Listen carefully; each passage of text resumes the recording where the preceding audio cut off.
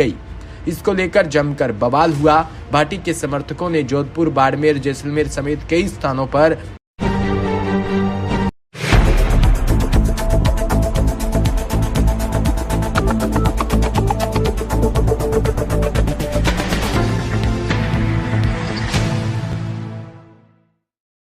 राजस्थान लोकसभा चुनावों में बीजेपी की हैट्रिक पर केंद्रीय गृह मंत्री और पार्टी के सबसे बड़े रणनीतिकार अमित शाह ने ही सवाल उठा दिया।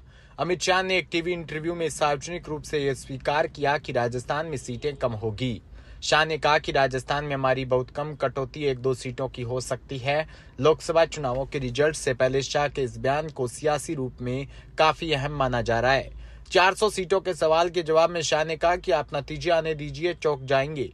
400 का आंकड़ा आएगा। महाराष्ट्र में भी हम 40 के आसपास सीट जीतेंगे। 41, 40 या 42 हो जाए, यही रिजल्ट रहेगा। राजस्थान में हमारी बहुत कम, कटौती 1-2 सीटों की हो सकती है। उत्तर प्रदेश में हम 5 से 7 सीट की बढ़ोतरी करेंगे। उड़ीसा में 16 के आसपास जा सकते हैं और असम में भी 12 को क्रॉस करेंगे।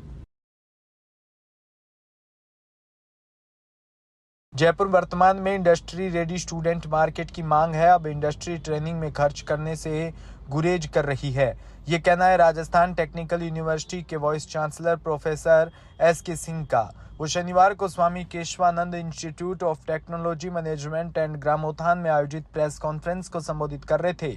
कॉन्फ्रेंस का आयोजन एसकेआईटी का प्रदेश के पहले ऑटोनॉमस इंजीनियरिंग शिक्षण संस्थान बनने के उपलक्ष्य में किया गया था। इसके साथ ही आरटीयू से संबंध इसके आईटी प्रदेश का वैसा पहला कॉलेज बन गया जिसे ऑटोनॉमस एफिलिएशंस मिला है। यूजीसी की ओर से एसकेआईटी को पिछले 24 अप्रैल को ऑटोनॉमस की मान्यता दी गई थी, जिसमें 2 वर्ष की आरटीयू से आधिकारिक रूप से मोहर लगा दी। प्रेस कॉन्फ्रेंस के दौरान vice chancellor professor S K. Singh ने कहा कि कॉलेज की नैक ग्रेड, एनबीए और एक्रीडिटेशंस लगातार 7 सालों से आरटीयू क्यूआईवी से पहले स्थान पर है। सब हमें बताते हुए बहुत खुशी हो रही है कि एसकेआईटी राजस्थान टेक्निकल यूनिवर्सिटी से जो एफिलिएटेड कॉलेज है वो पहला कॉलेज है जिसको ऑटोनॉमी का दर्जा दिया गया है। ऑटोनॉमी मिलने से सबसे जो बड़ा फ़ायदा होगा, अब ये अपने नए कोर्सेज इनको स्टार्ट करना है, अपने नए कोर्स स्टार्ट कर सकते हैं। नई डिग्री बीटेक प्रोग्राम नया स्टार्ट करना है वो स्टार्ट कर सकते हैं, मास्टर्स स्टार्ट करना है वो स्टार्ट कर सकते हैं। और दूसरा ये जो है खुद अपना क्यूरिकुलम बनाएंगे और उसका एग्जामिनेशन भी खुद भी लेंगे। तो जो अभी तक ये कांस्टेंट रहता था कि जो सिलेबस है उसको जल्दी से अपडेट करना है, नहीं कर सकते, टाइम लगेगा, तो उस हिसाब से ये टाइमली सबको अपडेट कर सकते हैं। प्लस अपने क्यूरिकुलम में जो लेटेस्ट चीज़ें हैं वो डाल सकते हैं और जो इंडस्ट्री की रिक्वायरमेंट है वो डाल सकते हैं। इससे आने वाले समय में जो बच्चे यहाँ से निकलेंगे वो एक तरह से इंडस्ट्री रेडी होकर निकलेंगे और उनका प्लेसमेंट भी अच्छा होगा, उनके डिग्री की वैल्यू भी होगी। ये सबसे बड़ा फायदा होगा। डिग्री आरटीयू की होगी जी, लेकिन सब कुछ यहाँ होगा। डिग्री तो आरटीयू ही देगा, राजस्थान टेक्निकल यूनिवर्सिटी का होगा, लेकिन सारा कुछ वो इनका खुद अपना होगा। सर, न्यू एजुकेशन पॉलिसी में जिस तरीके के नियम बनाए गए हैं उसमें ये क्या पहला ऐसा इंजीनियरिंग कॉलेज है, इंस्टीट्यूट है जिसे आपने ऑटोनॉमस दिया है या और भी ऐसे इंस्टीट्यूट हैं राजस्थान के? नहीं, राजस्थान में इंजीनियरिंग का ये पहला है और जो आरटीयू से एफिलिएटेड है वो पहला इंस्टीट्यूट है। एक बीकानेर टेक्निकल यूनिवर्सिटी से काफ़ी पहले हुआ था, तो नई एजुकेशन पॉलिसी के तहत वो नहीं हुआ है और इसलिए उसका काफ़ी ज़्यादा लोगों को पता भी नहीं है। तो नई एनईपी 2020 में ये पहला टेक्निकल इंस्टीट्यूट है जिसको कि ये ऑटोनॉमी दी जा रही है और वो जयपुर में है और ये पूरे राजस्थान के लिए ये एक गौरव की बात है। ऑटोनॉमी देने के बाद भी यूनिवर्सिटी का रहेगा इसके ऊपर, तो किस तरीके से नियंत्रण रहेगा? क्या यूनिवर्सिटी इस पर?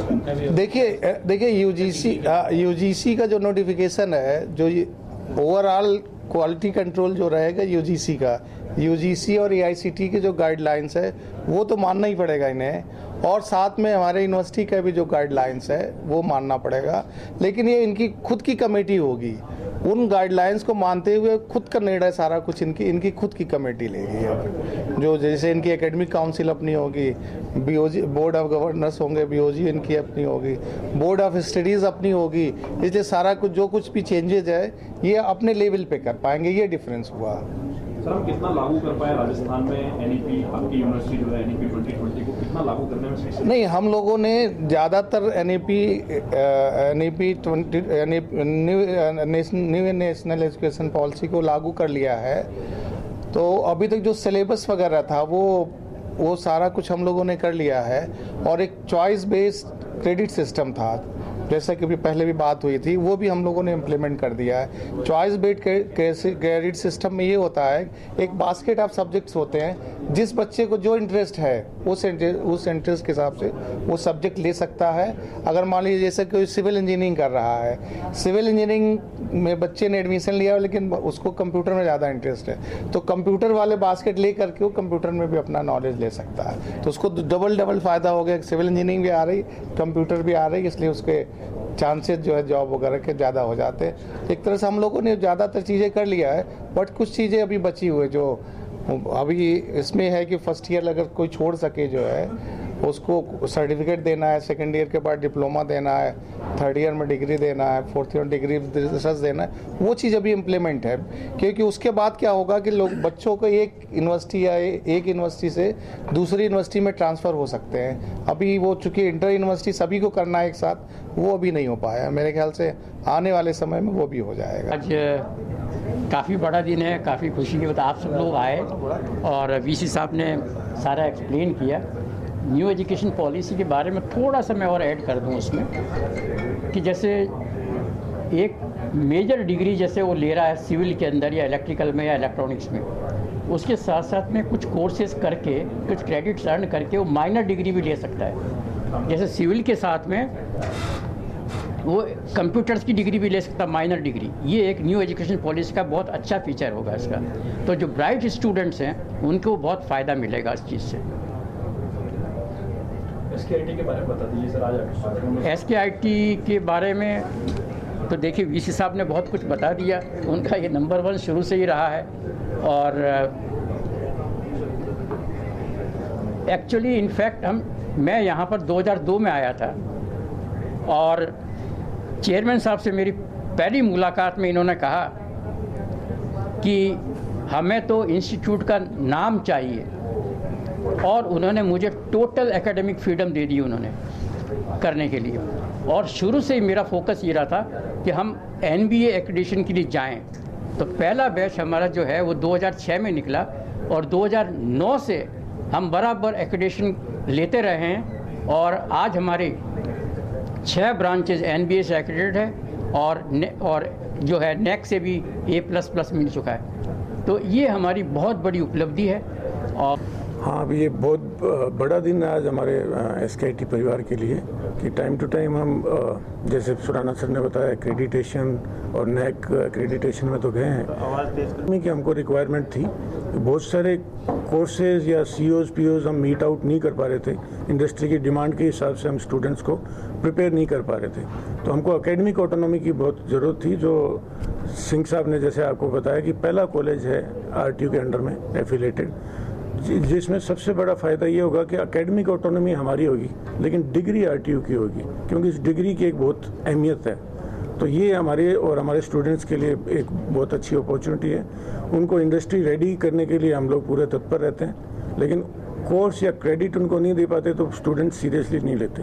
अब हम हर एक चीज़ को इंडस्ट्री के कोर्सेज को क्रेडिट देंगे और उनको इंडस्ट्री रेडी करके यहाँ से भेजेंगे। अब ऐसे कौन से कोर्सेज हैं जो आप स्टार्ट करोगे? अभी जो एमर्जिंग एरियाज़ में 2 या 3 कोर्सेज हैं जो अभी 3 साल से कर रखे हैं, जैसे AI है, डेटा साइंस है, IoT इंटरनेट ऑफ थिंग्स है। ये कंप्यूटर साइंस में एमर्जिंग एरियाज़ के कोर्सेज हैं। इसके अलावा हम कोर ब्रांचेज में इंडस्ट्री टाई-अप्स होंगे, उनके कोर्सेज हम चलाएंगे जो कि अभी प्लान आउट हो रहा है, और उन्हीं के कोर्सेज के साथ में जो इंटर्नशिप होती है 45 डेज़ की, उसको भी हम फाइनल ईयर के अंदर 6 महीने की इंटर्नशिप लेके जाएंगे। तो 6 महीने में एक तरह से स्टूडेंट्स जो हैं उनको पूरा फ्रीडम रहेगा और इंडस्ट्री में उनके कोर्सेज चलेंगे, ताकि इंडस्ट्री भी स्टूडेंट्स को सीरियसली लेगा।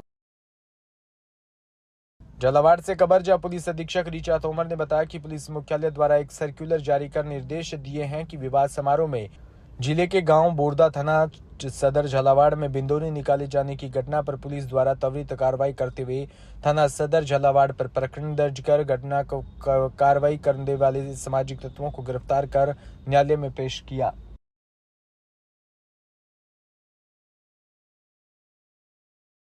जयपुर के बट्टाबस्ती थाने में यातायात व महिला सुरक्षा जन जागरूकता अभियान का आयोजन हुआ।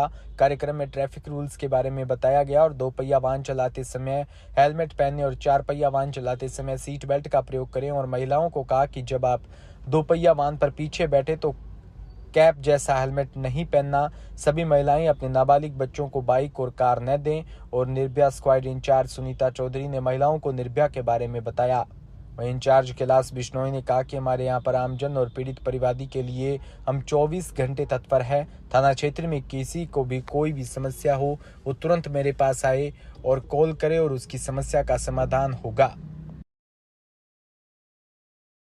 झालावाड़ में जर्नलिस्ट एसोसिएशन ऑफ जिला झालावाड़ का परिंदा बांधो अभियान झालावाड़ जिला कलेक्टर से शुरू करते हुए भीषण गर्मी में मूक बधिर पक्षियों के लिए जो सेवा कार्य जार टीम द्वारा किया जा रहा है वो सराहनीय है।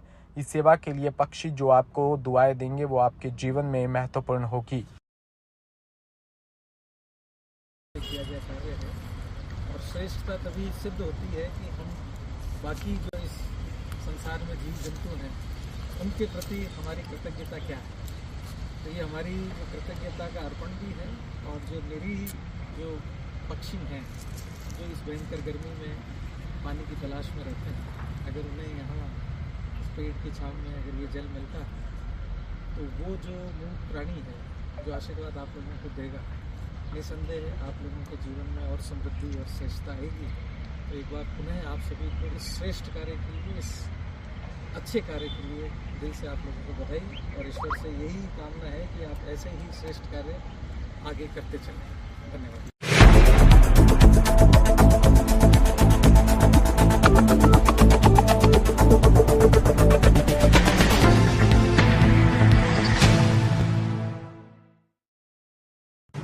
राजस्थान समृद्ध विरासत है इसकी शान,